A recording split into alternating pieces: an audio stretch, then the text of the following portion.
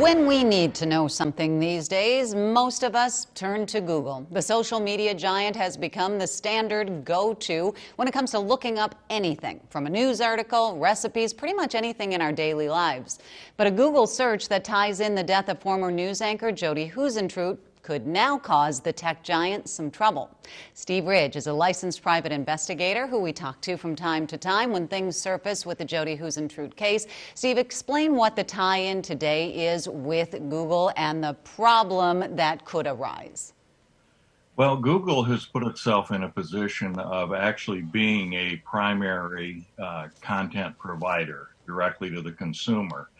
The way they do that is they essentially scrape information from a variety of sources across the full spectrum of media, and then they have a team of people who create their own content.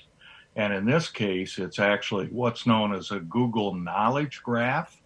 And if you were to enter Jodi Huisentruit's name on your iPhone or on a computer, the very first entry that comes up under Google is actually something that they, in fact, have created themselves. And the mistake that is made there is that whoever created that lays out a series of facts about the case, the very last of which says, killer, quote, John Van Cise, and then it has an immediate link right behind it to the Mason City Globe-Gazette, but it is not necessarily, it does not say that that's its source. It simply makes that as a reference of a place to go to get more information about the case. And so essentially Google has asserted that John Van Cise is in fact the killer, probably assuming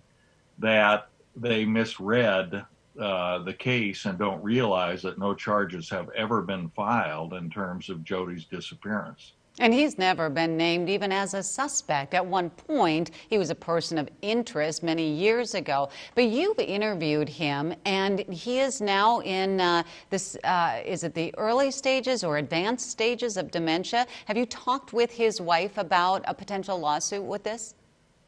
I've been in regular touch with both John Van Cise and his wife, Jane Burnett, who keep me posted on his health. I have tracked all along the early stages of what was described as a rather profound case of Alzheimer's disease, and that dementia definitely has increased, it has progressed. He has reached a stage where I doubt seriously that he will ever be able to testify or be further interviewed by the media or anyone else regarding this case. Do you know if there is going to be a lawsuit regarding this? I know that we say there's a potential, but how likely is it? Well, I think it's pretty likely. They have taken the immediate step of beginning to try to research this matter and to contact attorneys that might represent them in the case.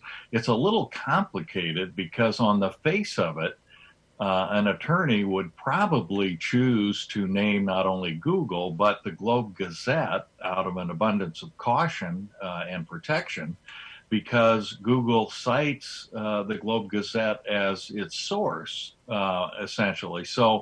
But I think that would quickly be separated because their action really is not against the Globe-Gazette. They've looked, just as I have, at all the Globe-Gazette articles online and have found that there is no mention that would reinforce the notion that, in fact, he is the killer. So I think their action would be largely with Google. I also think that the Mason City Globe-Gazette could go after Google for misrepresenting what it has published and for damaging its reputation. Bottom line for consumers or those of us who use Google to look something up, be careful what you read, because when it's online, that doesn't always necessarily mean that is the case. Steve Ridge, I appreciate your time as always. Thank you for this.